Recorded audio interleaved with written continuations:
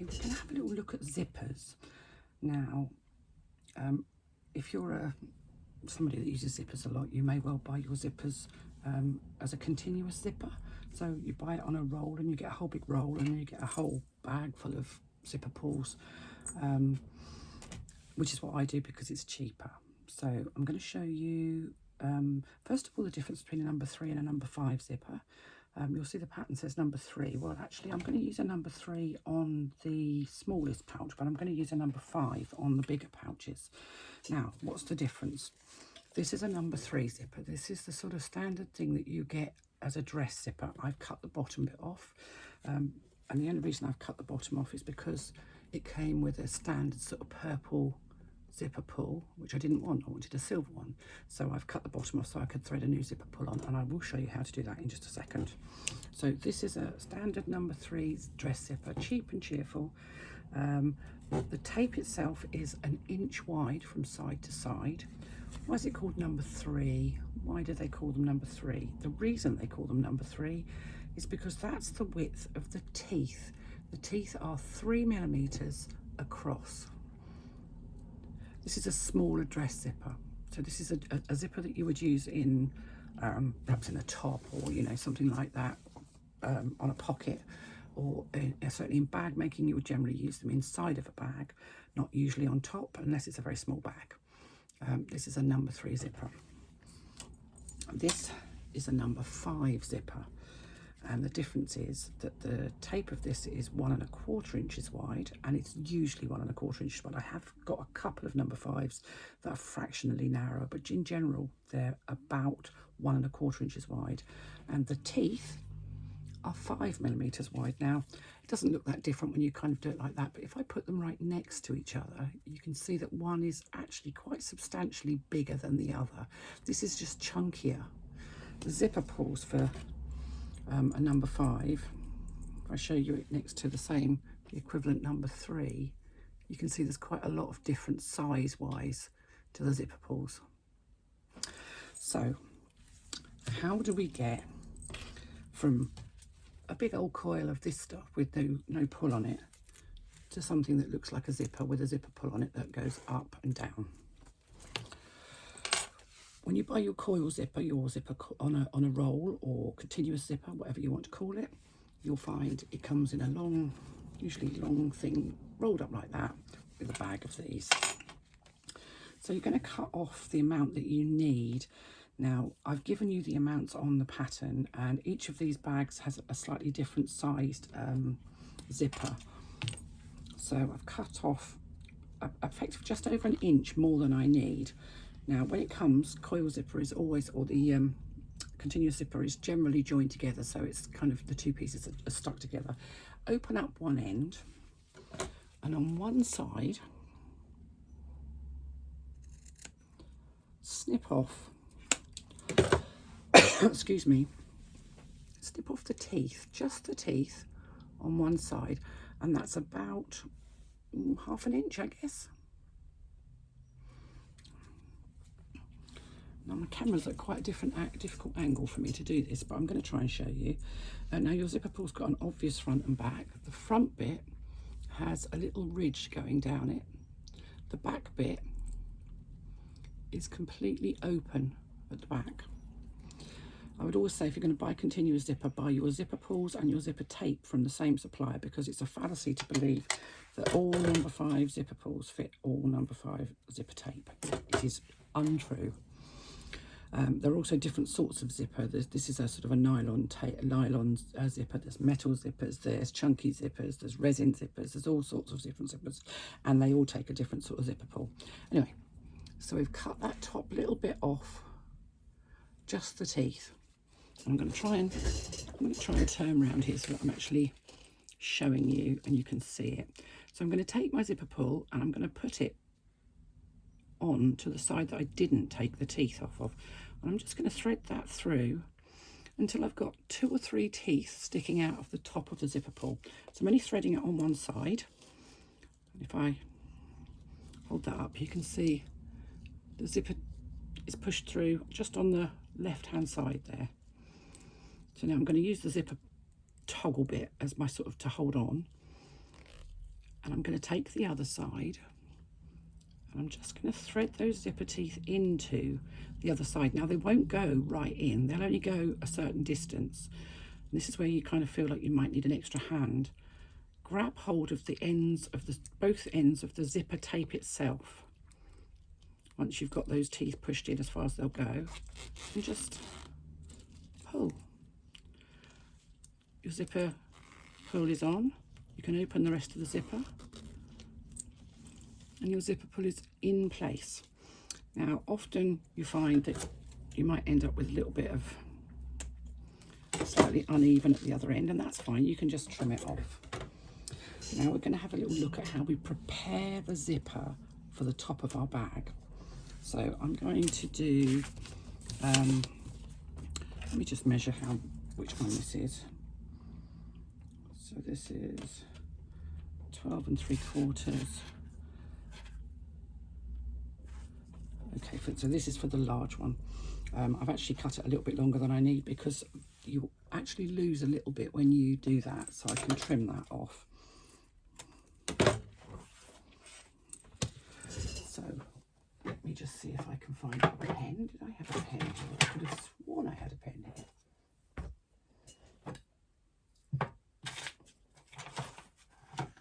Well, that's very bizarre. I need to find my pen.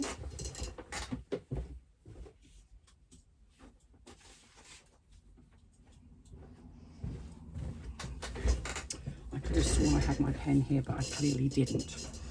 So turn your zipper so that it's right sides down, so the zipper pull is underneath, and an inch away from the open end, so the end that isn't joined together, make a mark on the back of the zipper. Let's find my smaller ruler.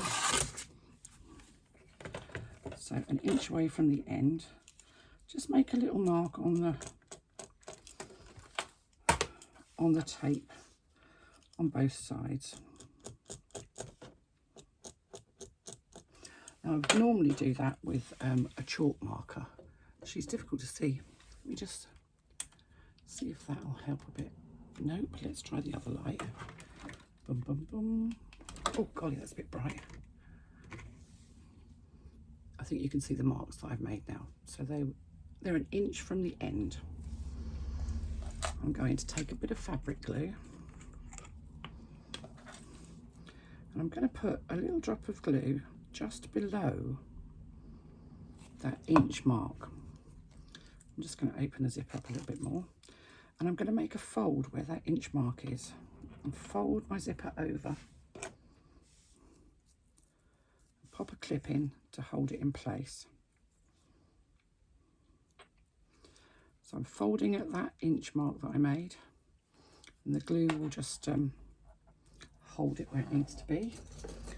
Pop a clip in, pop it under a book, pop a pin in if you need to, if you're not a clip person.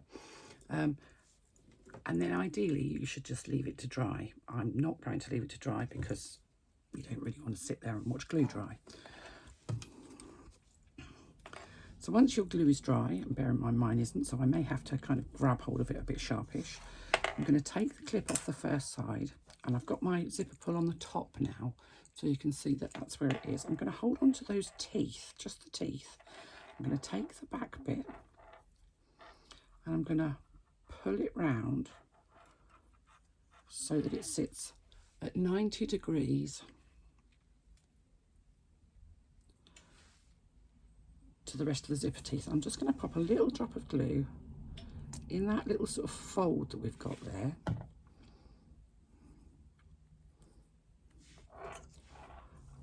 And the fold that where you made at that inch mark should sit along the side of your zipper teeth as you've folded it.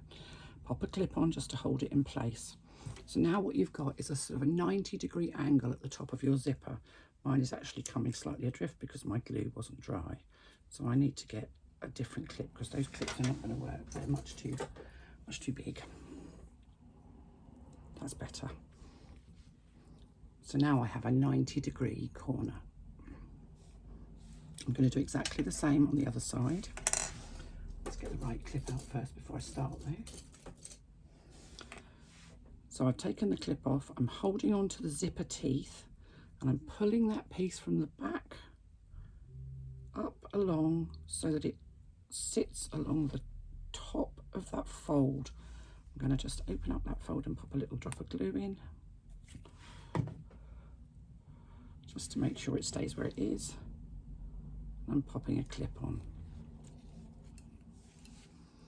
And there we have two 90-degree angles at the top of our zipper.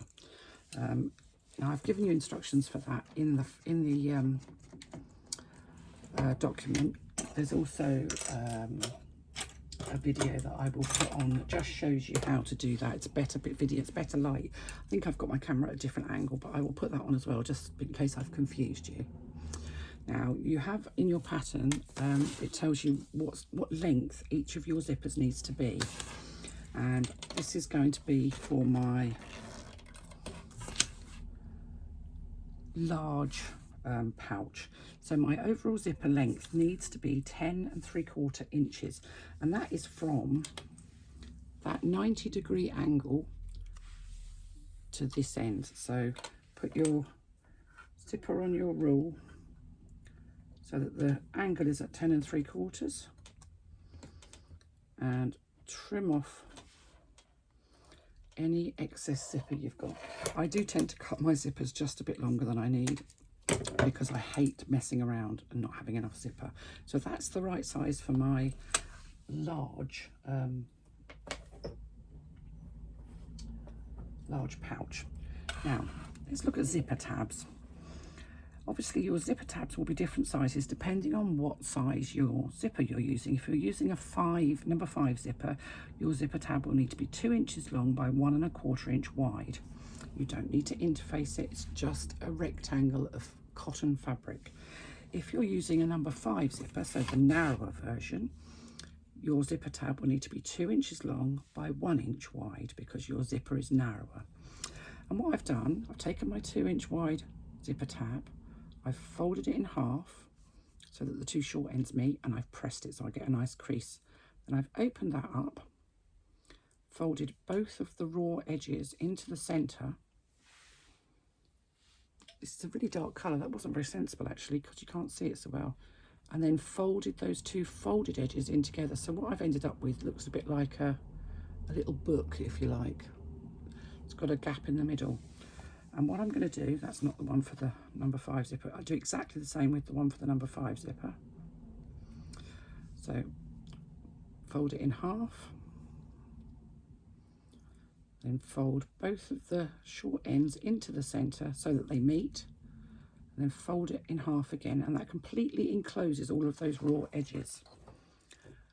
Take the closed end of your zipper and pop that little zipper tab over the end of your zipper, so it basically sits like a hat over the end of the zipper. The zipper, very end of the zipper should be right into that fold, and your zipper tab should be about the same width as your zipper. And then we're going to top stitch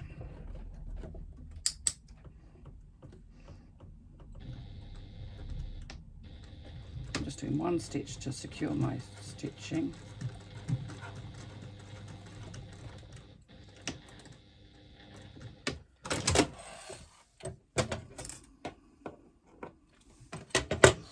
So we've top stitched right the way across, about 1/8 of an inch away from this fold. I'm now going to do exactly the same away from this end.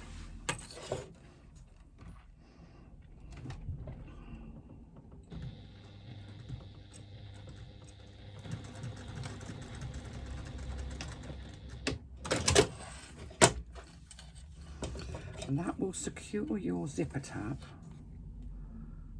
onto your zipper. And you're going to do exactly the same with each of the zippers for each of the pouches, assuming you're making all 3, which I am. So that's the one for my large pouch.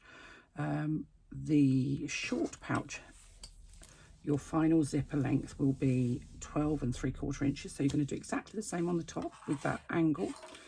You're going to make your zipper tab, and you're going to measure 12 3/4 inches from that 90-degree angle to the very end before you add your zipper tab. For your tiny pouch, and I'm using a number 3 zipper for this because I do think a number 5 is too big because it is only a little tiny pouch. Your finish zipper needs to be 6 3/4 inches. So you're going to start with a zipper that's at least 8 inches, I guess, to do those corners, and then chop it down so that you can get the cut it down so that you can put your zipper tab on.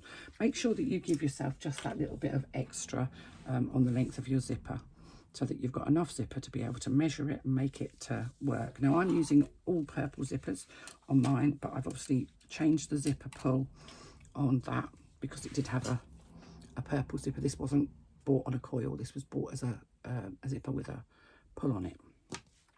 So that's how we prepare our zippers. I'm going to carry on and prepare the other two, and then I'll come back to you and show you construction.